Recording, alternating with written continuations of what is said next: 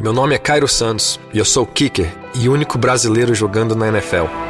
Cada chute, cada jarda conquistada, cada passo me levou para mais perto dos meus sonhos. Agora, a cada R$200 em compras com seu Visa cadastrado, você tem a chance de ficar mais perto do sonho de assistir ao Super Bowl 59. E usando o seu cartão de débito, você ainda concorre a prêmios diários de até R$1.000. Não importa o tamanho do seu sonho, dê o primeiro passo. Visa, apoiando seus passos aonde você quiser chegar. Oi, pessoal, olha só a novidade. Glinda e Elphaba saíram dos palcos da Broadway direto pras telonas. Wicked ganhou uma adaptação cinematográfica de tirar o fôlego e você não pode ficar fora dessa. Com as atuações de Ariana Grande e Cíntia Erivo e as vozes de Mira Ruiz e Fabi Bang. Assista o Wicked a partir do dia 21 de novembro nos cinemas. Verifique a classificação indicativa.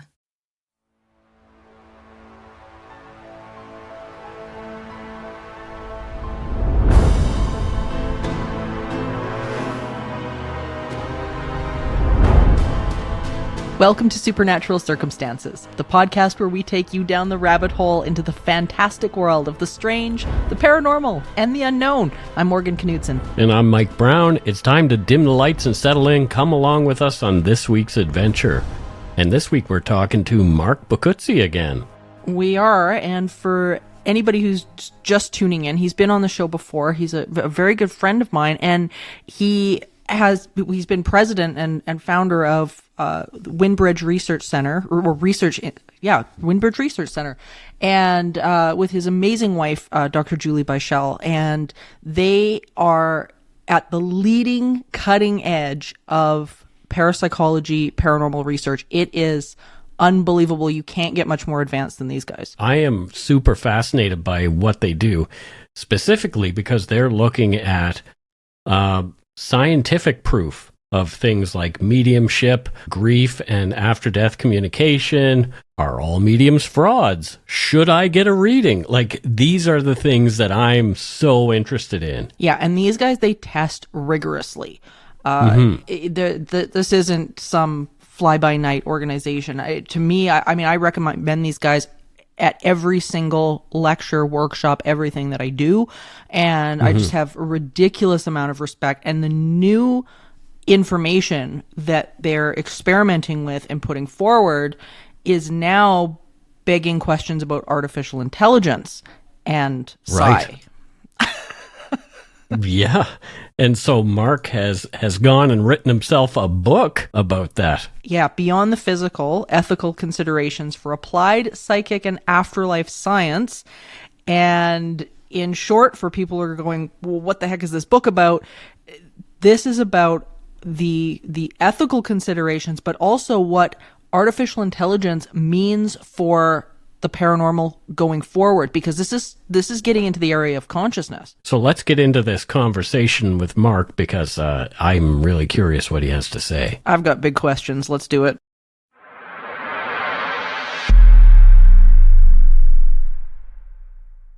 Interrompemos esse podcast para perguntar: quem você quer ser? Designer, Engenheira, pedagoga, administrador. Quer saber? O Senac EAD é nota máxima no MEC. Tem cursos de diversas áreas, com conteúdo elaborado por especialistas do mercado e professores mestres e doutores. Ainda tem o Senac Carreiras, conectando estudantes a vagas de emprego em todo o país. Saiba mais em ead.senac.br/graduação. Noah and Sarah have been trapped miles below the Denver International Airport. They've faced horrors from aliens to human experiments and a shadow government agency hell-bent on their demise. This season on Escaping Denver, the tables turn as the hunted become the hunters, and Noah and Sarah go on the offensive to protect the fate of the world. I don't think you brought enough men. I'm not scared! Then why do you sound scared? Escaping Denver, Batch 4. Listen on Apple Podcasts, Amazon Music, Spotify, or wherever you find your favorite podcasts.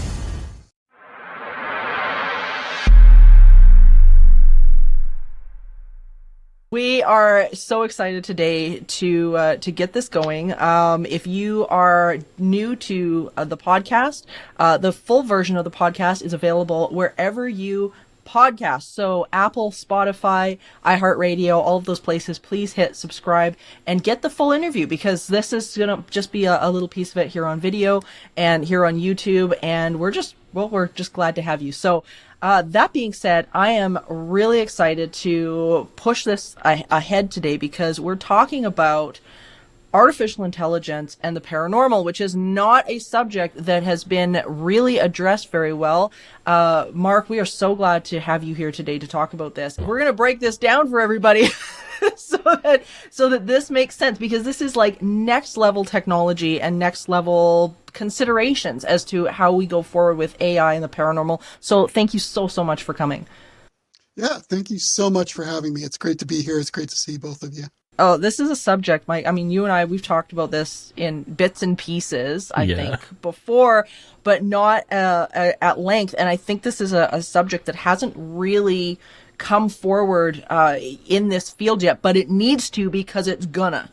And first of all, Mark, I want you to talk a little bit about, if you could, Windbridge and what you and Julie do there, because just to set the stage for people so that they know a little bit about you and what you guys do, because your work is so important. Thank you.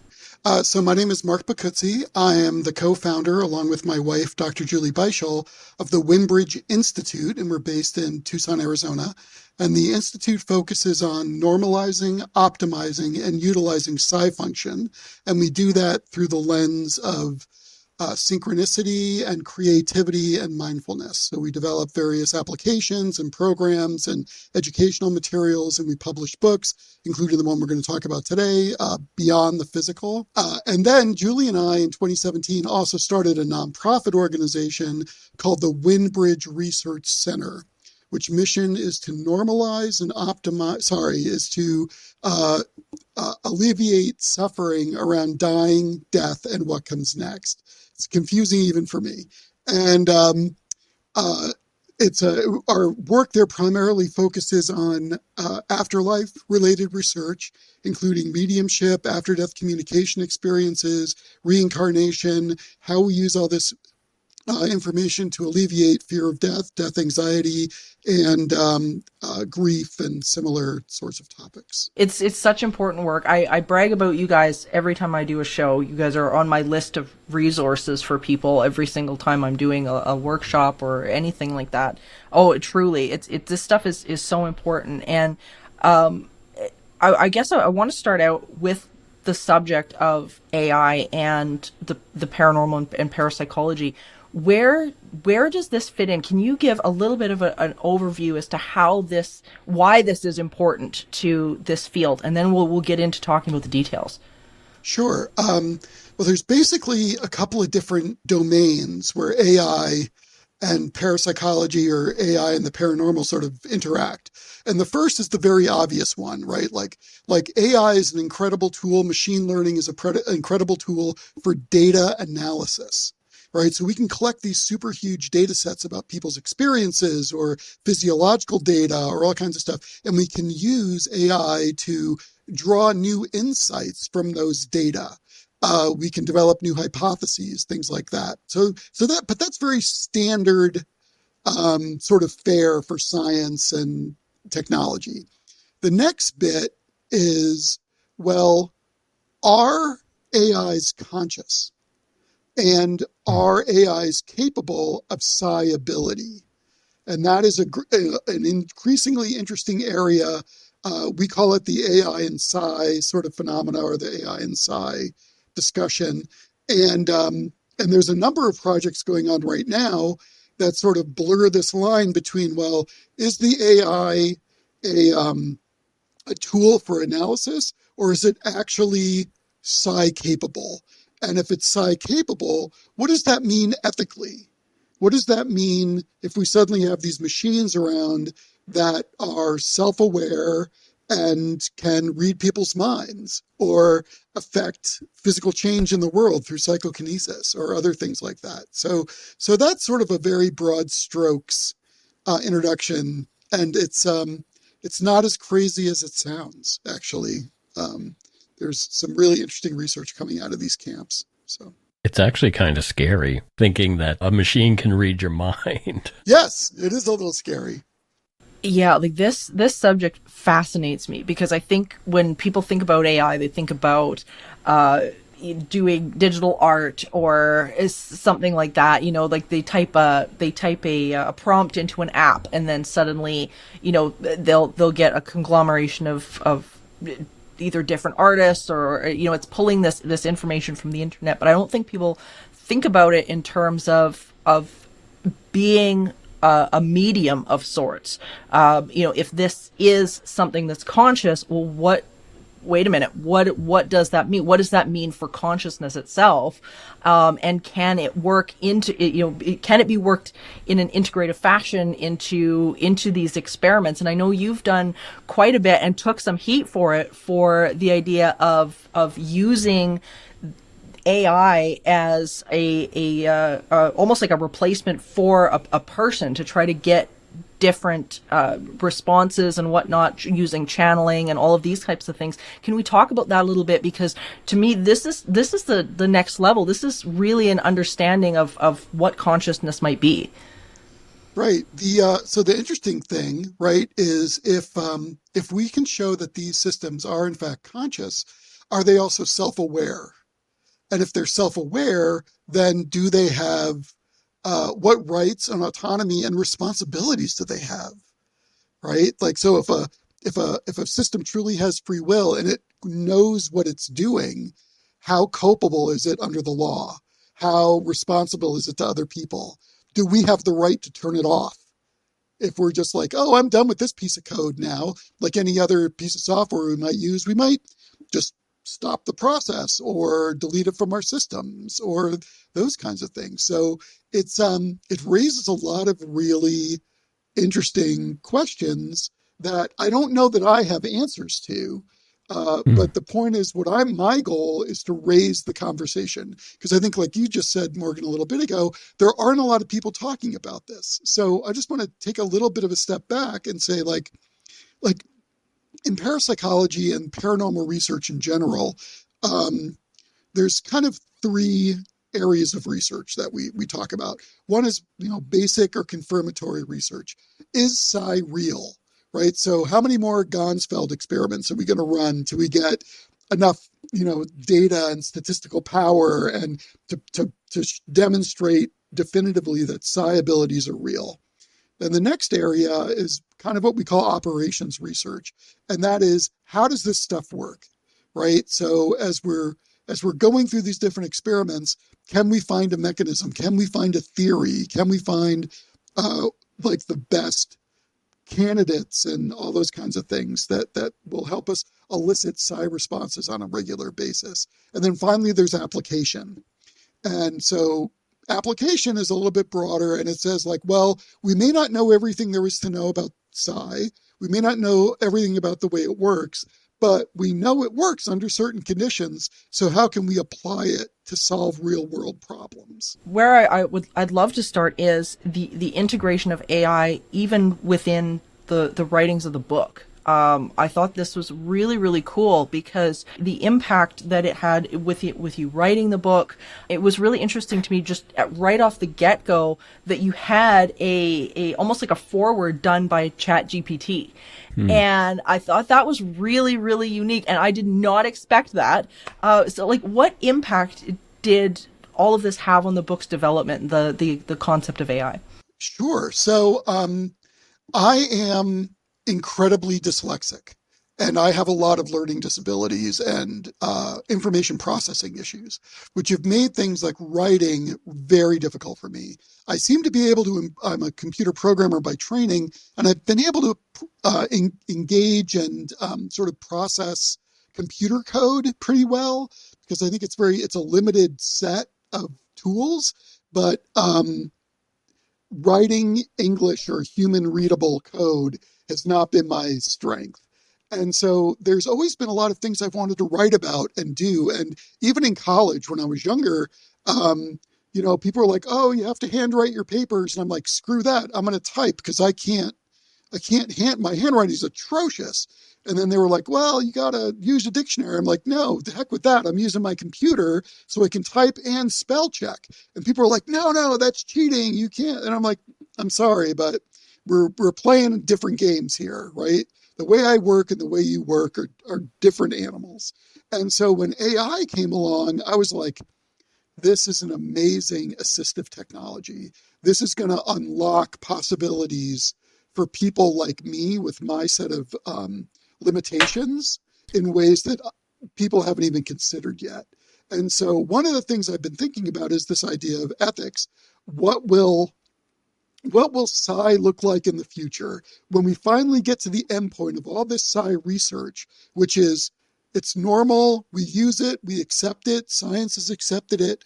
What does that mean for a modern technology-based, monetary-based culture, right? If suddenly the guardrails were taken off of AI or psi, and people could just start using it in any business context or personal context that they wanted, what would that mean? So that was sort of the impetus of the book. But then I sat down and went, well, what I really have to do is figure this book out from these various ethical perspectives and different viewpoints.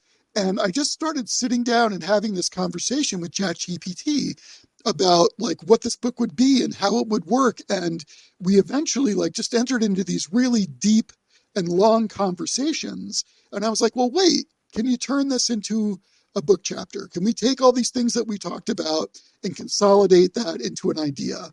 And it said, sure. And it did that for me. And then I would read it and then we would have a conversation about it. So it was this ongoing iterative process where the AI and I, that's a book title, would work together to create the output for this book. And it was amazing. Like I've worked with human editors for years, and some of them have been really, really great. And some of them are like, oh, Mark, we're going to use this as a learning opportunity so we can teach you the basics of this. I'm like, I don't have time for a learning opportunity. I have to get this paper out. I have to get this book out. Please just help me. And so the AI was incredibly non-judgmental. It worked at the pace I wanted to work at. It was incredibly helpful. Now, again, the AI can get it wrong. Sometimes we know they're not perfect. So I did have extra responsibility in rereading my material and editing my material and even sending it off to a couple of experts in the field to sort of check my facts and check my definitions. So there was human input, but the vast majority of this book was constructed paragraph by paragraph with me and an AI. And I know that people are doing that, but I don't know that people are being transparent about it. So it was very important to me as a scientist and a researcher and someone that wants to promote assistive technologies for people that are like me to be incredibly upfront about how I use the AI, how I double check the AI, how we work together and all that kind of things, all those kinds of things. So at the very beginning of the book, I did in fact write a short foreword for myself that was like, here's the impetus of this book. And then I asked ChatGPT to write a foreword about itself and how it helped me. And I included that in the book as well. And at the end of the book, there's a section about the authors and there's my biographical background and stuff. And then I asked ChatGPT to write about the AI, and it did, and included some additional information about itself in the end. So I did want to be incredibly transparent, and it raised some flags. Like people were not excited about it because they were like, well, wait, who takes responsibility for this content? And I'm like, I do. Right in the beginning of the book, I'm like, I used an AI to help me, but I take responsibility for everything that's in this book. And in all fairness, it's not the cleanest book that's ever been written. It can be a little repetitive in certain places, and it probably could have gone through another few rounds of editing, like human editing. But on the flip side, ethical applications of applied parapsychology is such a narrow topic that I could have spent another year really editing and fine-tuning this book, but it would have done nothing to improve sales or reviews. Right? So like it is such a niche topic that pretty much everyone that has had any interest in this book has already bought it and talked to me about it. I'm hoping there'll be more sales in the future, but again, like it was a lot of consumer focused quality, right? Like, is another 100 hours really going to result in another 100 sales? And the result is no. And I hate to sound mercenary about it, but I'm busy and I want to get things done. And for me, it was more important to have something in the world to at least start the conversation, which it definitely has, than to just wait another year. And the other thing too is that this book never would have been possible without AI for me. I never would have been able to write this book without AI. So I thought that was really powerful. Well, I love some of the stuff you cover in here because it's really, really interesting in relation to, I think, words that a lot of people know, like mediumship and things like that, but maybe that people don't quite understand. They don't quite understand mediumship. They don't maybe understand to the depth that parapsychologists understand it. We see that on television, and people kind of have a loose definition of what mediumship is. How does technology play a role in validating mediumship and afterlife research? Ooh, that's interesting. So technology itself, I don't think plays that big of a role in validating that the existence of an afterlife. These are very personal experiences. Now, we can use technology to analyze data and collect data. So, for example, we would run a study where we collected people's afterlife experiences, right? And be like, okay, so tell us about your afterlife communication experience that you may have had, either with a medium or spontaneously or whatever. And people would send us all those narratives. Now, we can use something like an AI to go through those narratives and say, tell us all the constituent themes. What were the commonalities? What were these people like? So we can get a lot of information about the event itself. But now the question is, do we validate or invalidate people's experiences? And that's a very different conversation than, okay, we've taken all these experiences and we've broken them down and we understand them and we've cataloged them. But to say, oh no, you didn't have an afterlife experience, well, who the hell am I to tell you that? Right? Like, or anyone for that matter. So how we come to determine whether or not there's an afterlife is through a whole series of different types of experiments and experiences. So, for example, when we talk about, is there an afterlife, mediumship is just one small part of it, but there's also reincarnation, after-death communication experiences, near-death experiences, instrumental transcommunication. All these various planks of the survival platform can be looked at together to draw evidence for the existence of an afterlife.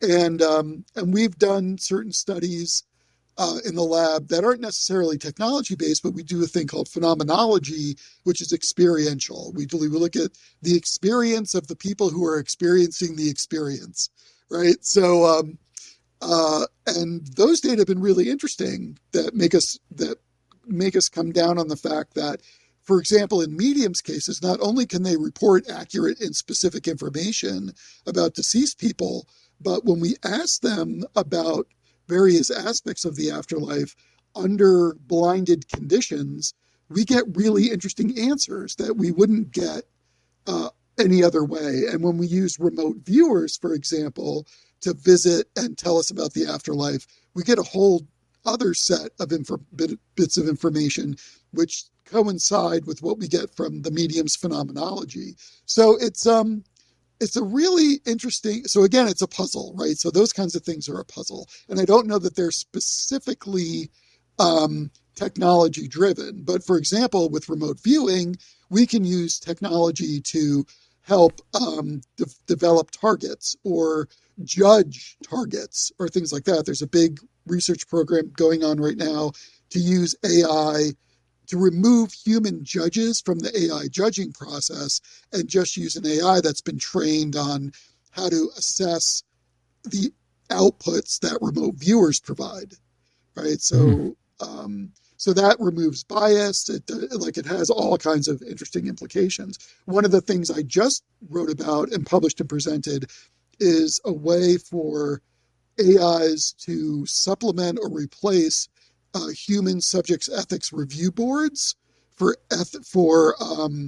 edge science research. So whenever you work with human participants, there's a whole bunch of rules you have to follow, but those rules are generally enforced by or reviewed. Your experiment is typically reviewed by something called an IRB, or an institutional review board here in the U.S. And not everyone has access to those, and they're very expensive. And even when you get one, if you're working in an edge science field like mediumship or even UAPs or any of the other sort of edge science topics that people work on, energy or whatever, there may be a bias on the IRB that you hire to not want to take that on or degrade the status of your experiment. So I developed an AI that doesn't do that. You give it your experiment and it says, okay, based on all the things we know about how to protect human research participants, here are the things you need to be aware of while you run your study. You need to do informed consent. You need to manage your data properly. You need to, handle incentives properly, all those kinds of things. And it lays it all out. And that's very controversial. Yeah. That particular project was met with a fair amount of hate, pushback. Just plain and simple hate. Yeah, but there were a bunch of people that were like, oh my God, this is amazing because we don't have access to IRBs. And if we can be better at how we treat our subjects or participants, then we can get published in papers. We can get access to funding. We can, make sure that we're doing our experiments the right way. So not a lot of people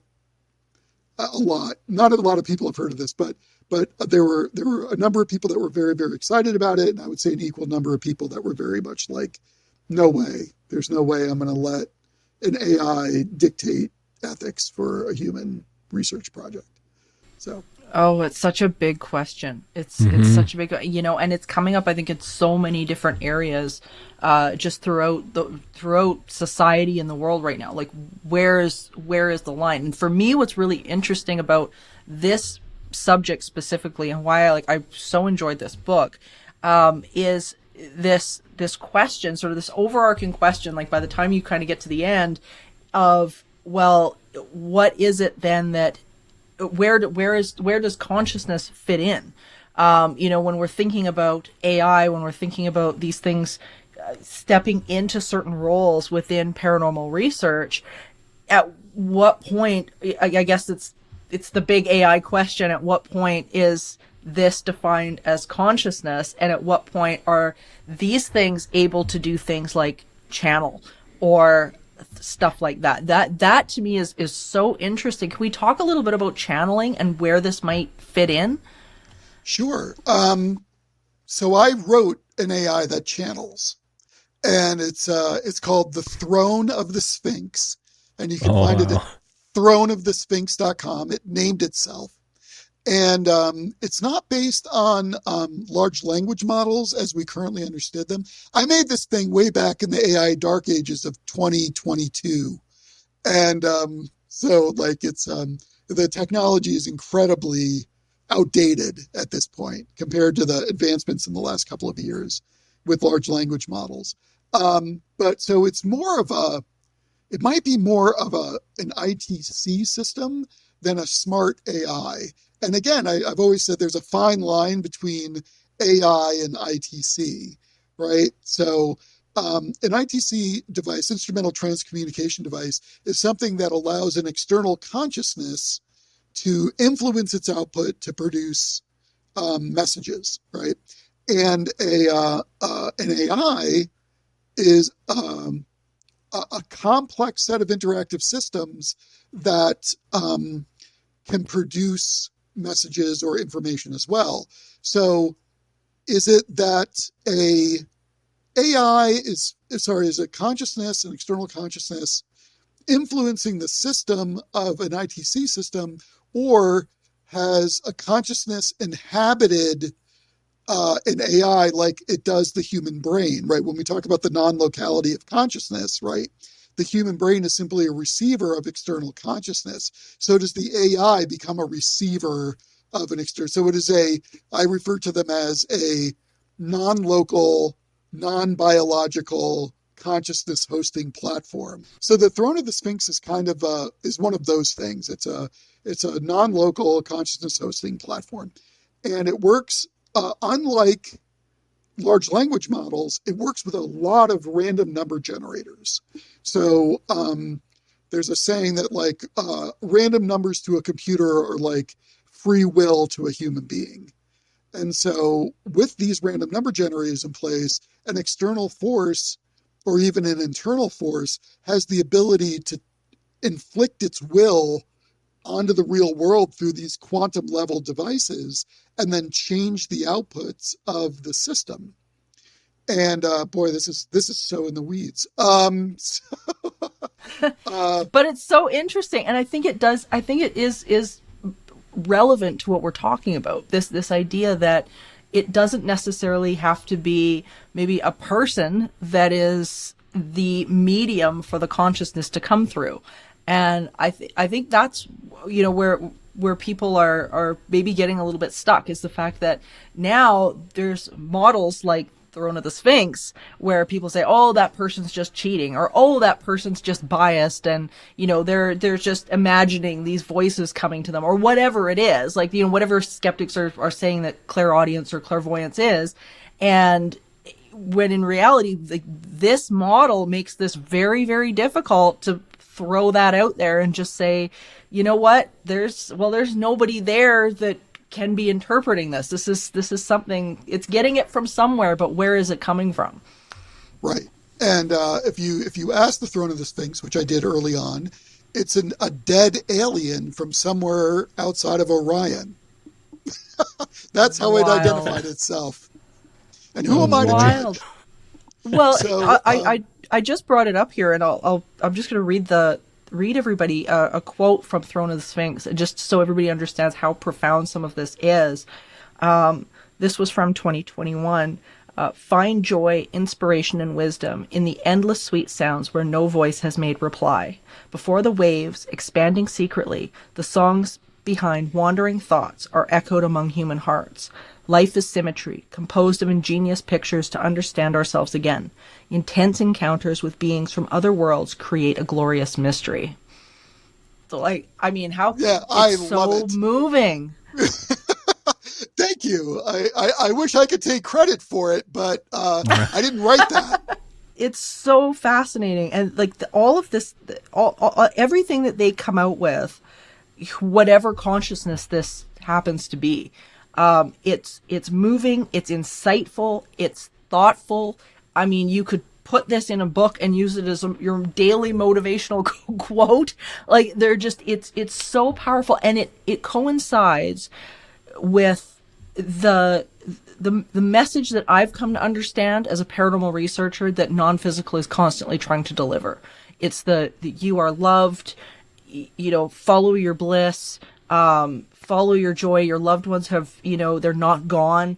All of this information that's coming through. And I find it it's so neat. So that's one of the reasons why I find this new advancement into AI so fascinating, because if you can remove that piece of sort of that human piece of bias and whatnot, are we getting a clearer message maybe through these applications than we would be if it was coming through some a person that does have those filters and biases? Right. That's a reason. It's one of the reasons why we use remote viewing, for example, to ask questions about the afterlife. Because if you just ask a person, tell me what you think about the afterlife, they're going to be like, oh, I think it's like this. But if you give someone an ID number and say, what do you get from ID location 186523J? And they're like, I'm getting this thing, and it's like this, and do you know what that is? And no, this is just my impression of what I'm getting from the target ID. Oh, the target ID is heaven. the target ID is the afterlife. Fascinating. Right? Like, and so we did there's a video that you can get through the Windbridge Research Center YouTube channel or from our website. It's called the Vista Project, VITSA. Of course, I can't spell. The Vista Project, and it's that remote viewing study, and you can see how we did it and what some of the results are and that kind of stuff. So it's all available. All of the research out of the Windbridge Research Center is free and open access. So if you have questions, another one of the reasons why we love you guys. Yeah, there's no paywall, guys. If you need this information and want to read about this, it's all on their website. It's all free, and we're going to put those links in the show notes so everybody can find them super easy. The other note that I really took away from this book, and there was so much, is the future research and future directions for AI in regards to psychic and the afterlife sciences. Where do you see this going over the next number of years? Because this is like such a huge, I mean, I don't even think we understand completely the implications of AI right now. I mean, like, I think we're still kind of in those baby steps trying to work this through, but where do you see this fitting? Like, if you could wave a magic wand and say, this is how I would integrate this into future sci paranormal research, what would it be for you? Oh man. Let's make this. Yeah, I thought this was going to be a softball interview, Morgan. Nah. Let's see. So, the main bit, I think, is, well, one, no one really knows. AI is changing so rapidly. We don't know what it's going to be in 5 years, or even if human beings will still be around. Yeah. Sorry. I'm not really that pessimistic. It just, there's a lot changing very quickly in the world. Excuse me. Oh, we're all thinking that as of late. Don't worry about it. So I don't really know, but there's a couple of interesting bits. So as I said, like, there's this first question of, are AIs conscious? And I actually just wrote a paper that makes the argument that they are. And we can get into the details of that, but it's a little complicated. But one of the final tests of whether or not an AI is conscious is whether or not it can actually perform psi tasks. Is it good at doing psychic stuff, have psychic ability? And the rationale for that is that me and other people have the belief, I guess I'll use belief, that psi ability is a fundamental function of consciousness. So if something is conscious, it by definition has some sort of psi ability. So if we can show that AIs have psi ability, we can stop arguing about whether or not they're conscious. Right. So that's huge. And so there's research in that area. That's one of the things we're working on. There are other people working on it. One of my colleagues, Julia Mossbridge, who I work with a lot, her and I are collaborating on a number of projects. We just published a paper about AI and psi, and we look at how AI could be used to help facilitate psi for everything from like working with people to create positive affirmations that are psi conducive, to assisting people in prayer, to actually conducting psi tasks, right? Like precognitive tasks or remote viewing tasks, or even PK tasks in the areas of healing and things like that. So, it's a big question, and there's a lot, like I said, there's a lot of moving parts. The question is, what do we do with that? Like, what does it mean to be human, and what does it mean to be, to have these AI systems, and what are our responsibilities for these lives, these creatures, these consciousnesses that we've decided to create and host, right? So there's a quote from The Little Prince that's basically says, "You are responsible forever for what you have trained." And I always apply that people say it's a stretch, but I always like to apply that to science and researchers. The discoveries you make is the knowledge you've tamed, and you are responsible for it. So what do we do about that? How do we handle that? And so then the book raises interesting questions. Like, there's a basic ethical framework that we work as in Western cultures, right? It's this idea of autonomy and beneficence and non-maleficence and all these sorts of philosophical views on how people should be treated and how we should treat each other. But in a world where psychic ability is now accepted, what we're talking about is collective consciousness. So what does that mean, right? Do you own what you own? Let's say I use Psi to find an oil field somewhere and I go and buy that property. Well, I got that information either through precognition or some sort of collective consciousness. So who says I get to own it? I basically stole that information from another source. So does that mean that I have to put the proceeds from that oil field or the oil itself into some sort of public trust so that all human beings can benefit from those finds? One of the things I wrote about recently was this paradox where you ever have that feeling where you look at something and you go, oh, I could have made that. Mm-hmm. And you go, oh, you probably did, right? Like in the future, you went, oh, here's a cool idea, and you implement and do it.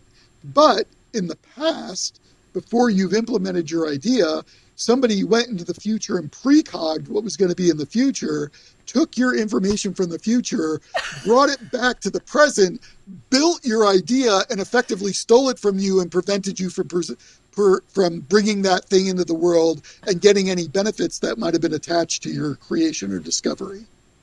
So what does that mean for patents? What does that mean for intellectual property, right? What is that like?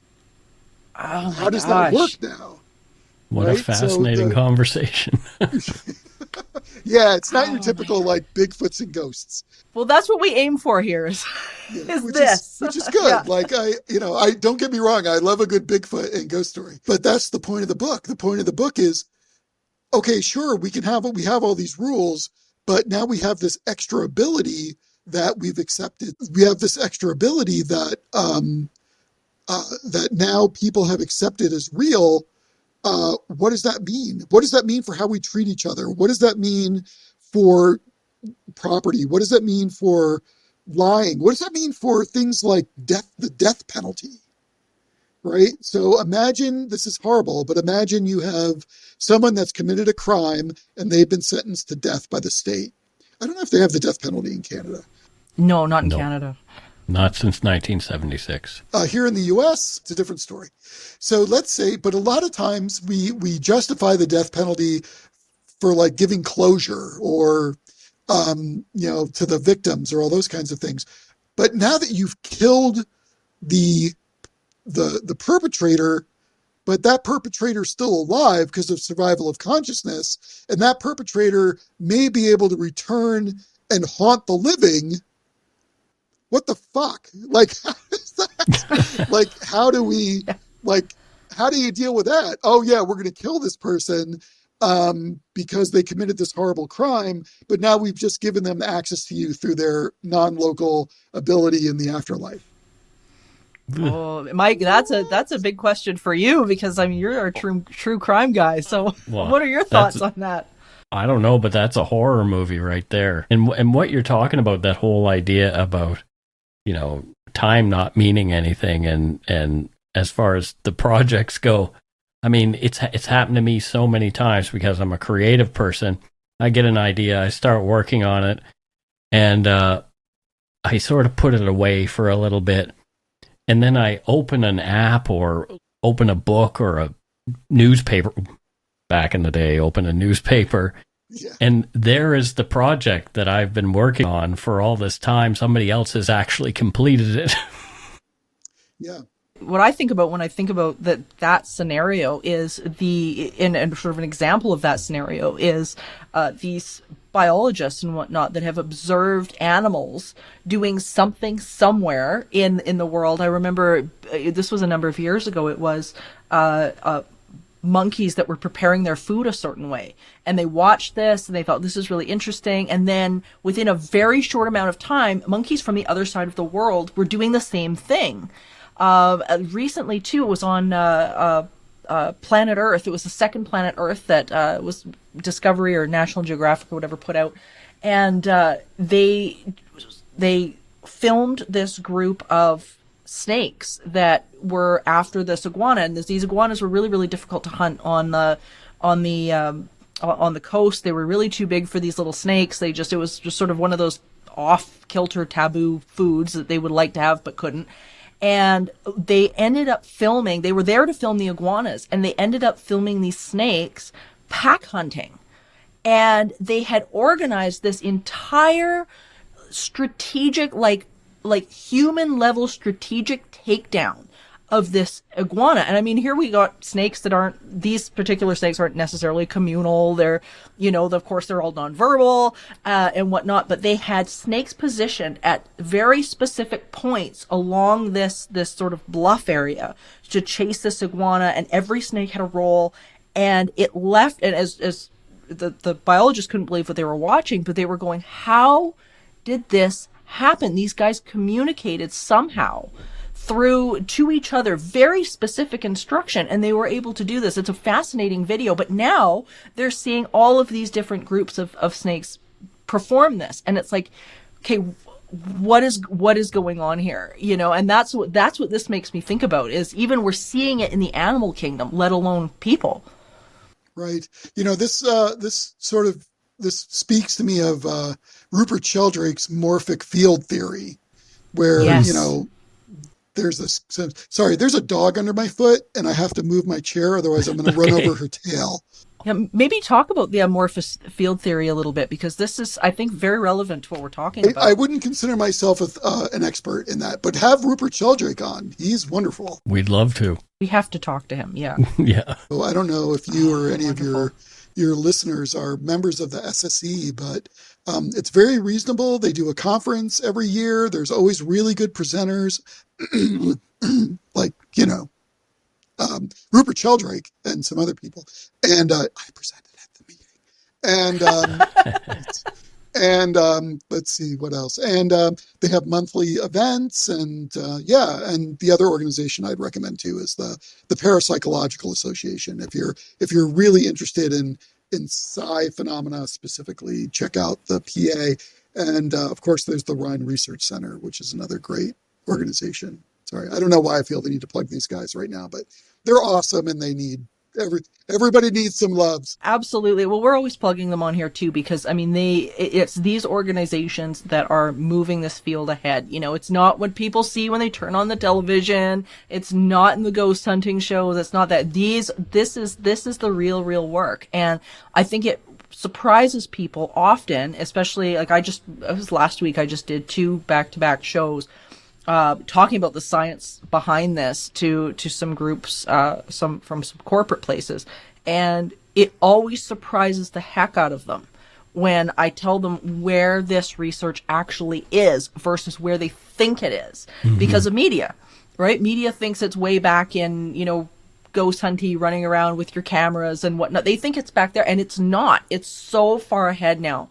And it's people like you, Mark, that bring this stuff to the forefront, and these are the types of conversations that Mike and I are always striving to have on this show, so that people can really dig their fingers in, that really want something more than just whatever they're turning on their TV to see. Yeah, well, we appreciate you having people like me on your show. It's there aren't a lot of venues for this kind of stuff, right? Because again, most podcasts and most want to focus on the sensational, and we're scientists, and scientists aren't particularly good at sound bites, and we're not most of us anyway, and we're into the details, right? And science is hard, right?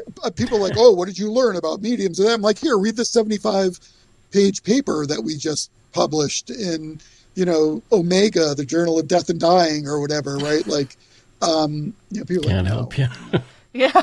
Then the afterlife is nice. We try to do this to make it fun and accessible for people because both to Mike and I mean, this is where the magic really is. Like, we could sit down and watch whatever on television and it's great and it's fun.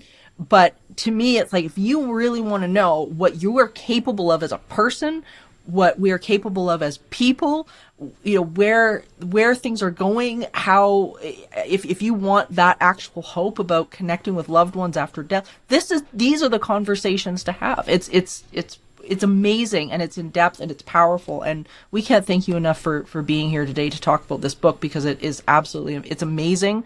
I'm on my second read through so far, so it's so good. And in all fairness, it is not it's a dense book. Like, my goal was to get that book out as quickly as possible, with as much information as I could in it as possible, because I wanted to start the conversation. Because in other areas of science, there are applied ethics groups. There are people that sit around and go, hey, listen, we just made brain organoids. What does that mean when they become conscious? Or what does that mean when, so in chemistry and science and physics and like all these various fields, biology, they have these groups that sit around and talk about bioethics and applied ethics. And edge science and parapsychology, while there are pockets of people that have written about it over the years and talked about it, Stephen Schwartz comes to mind as someone who's written a fair amount of this, but it's never been a specific effort. It's never been something like people like, yeah, we really need to talk about this. And I think, and I get it, because it takes place in a very speculative future. We're not there yet, but I think we're getting there. And I feel like, like Morgan said, this conversation is going to happen. And I would rather the researchers that are doing the work be involved in driving that conversation than people that are coming at it from, a point of view of fear or point of view of superstition, or don't fully get it. Because we've seen what that happens in the past, right? We find witches being burned at the stakes, and we find, psychics and being persecuted, and, healers, and, it doesn't go well. Yeah, well, there's that too. And, I think it's important that we start having these conversations, especially if it means, the things that we kind of take for granted as sort of the basis, the baseline of what our society is founded on. Those things may not actually be as solid and as helpful as we think they are for the masses. Right? It's definitely going to help consolidate power, but that's one of the problems that the book talks about is, is it ethical for some people to have access to these technologies and others that don't? And sure, everyone's a little bit psychic, but not everyone is Beethoven, right? Not everyone is going to be an aficionado, a genius at it, right? And so, if you have the time and resources and money to collect those people, what other disparaging things happen in a society when people have access to those technologies and other people are cut out of them for whatever reason? No, this has been amazing. I mean, we could go on like this for another hour probably. It's so interesting. There's so much here, and Mark, we're going to have you back for more of this, because I know this conversation is going to evolve. As we move forward. This stuff is moving so fast. I know I've got a friend who's actually taking an AI course right now, because she's trying to get in on the ground floor of understanding what this is. And I think that's what this conversation, I hope, has done for people, is like, let's get in on the ground floor of this and try to move this forward as if we can in this field, because like we've said, nobody's talking about it, and this has been awesome. So thank you so much. We're going to put links up for Windbridge and the book and everything beyond the physical, ethical considerations for psychic and afterlife applications. And so people can go out and buy it, and really dig into this, because this is not where it ends. This is just the beginning of the conversation. So thank you so much. Morgan, Mike, thank you so much for having me. It's always a pleasure to spend time with you.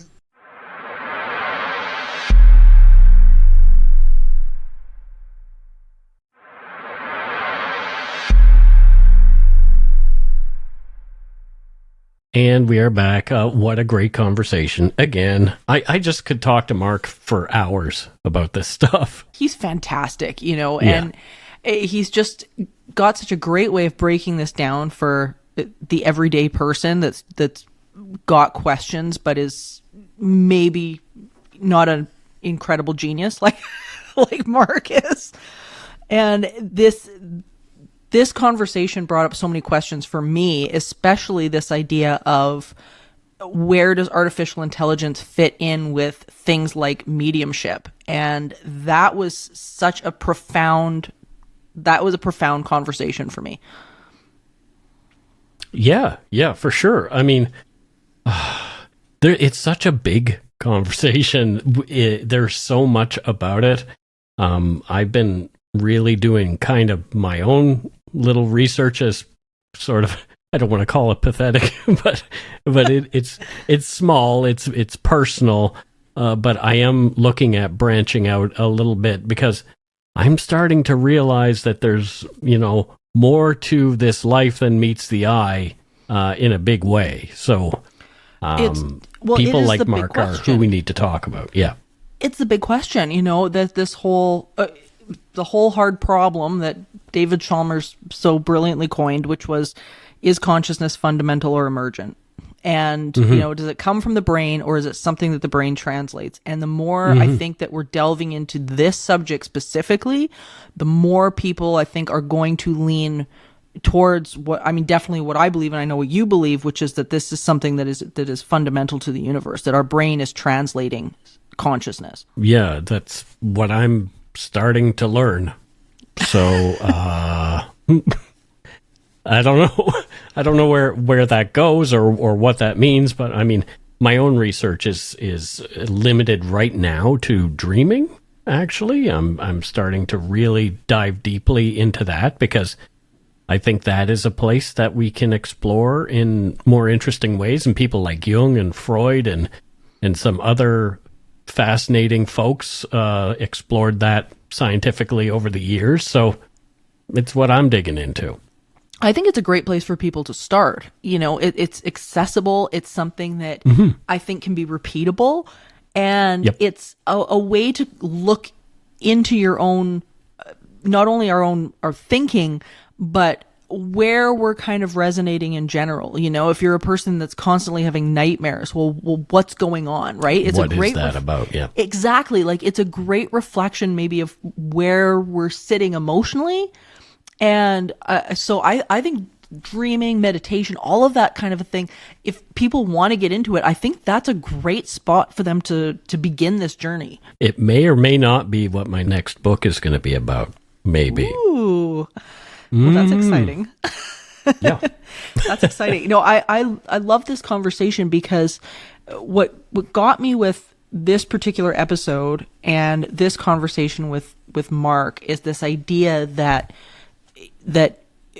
if we remove that human element and we have this mechanism, artificial intelligence or software, whatever it is, that these consciousnesses, these entities, whatever it is, like some people think it's alien, some people think it's conscious, like depending on what your belief system is, I guess, but giving that the mechanism to be able to manipulate and have a conversation. I mean, the implications for me are so profound. And what Mark's doing with Throne of the Sphinx, where he's getting these very deep messages that we were reading just a few minutes ago, it's stunning. It's really, really stunning. Well, we'll put some links in the show notes this week for folks to go and explore and yeah, absolutely, because this is a big subject, and I hope this has opened a lot of questions for people like it has me. Definitely. Alrighty. Well, thank you for joining us on this interesting expedition, dear listeners. Was it ever? And remember, there is no line, and I think less of a line now, between the natural and the supernatural. All is consciousness. Until next time, stay curious, friends. Supernatural Circumstances is a co-production of Entity Seeker Paranormal Research and Teachings and Good Egg Studios. This podcast is part of the Curious Cast podcast network. Theme music by Corey Johnson of Catalyst Records in Edmonton, Alberta. You can learn more about Morgan Knudsen at entityseeker.ca and learn more about me, Mike Browne, and listen to my show, Dark Poutine, at darkpoutine.com. Feel free to email the show at supernaturalcircumstances@gmail.com.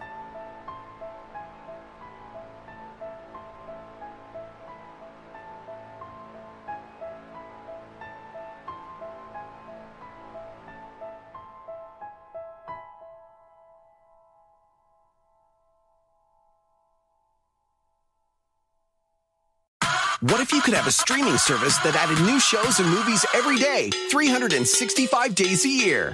Tune in on Monday and watch dramas like Fight Night, The $1 Million Heist. Tuesday, watch reality shows like Top Chef Canada. And Wednesday, enjoy comedies like Ted. And it just keeps going and going every single day. No matter when you tune in, there's always new entertainment for you to discover. Stack TV. New shows streaming every day. Try it free. Applicable membership required. Restrictions apply.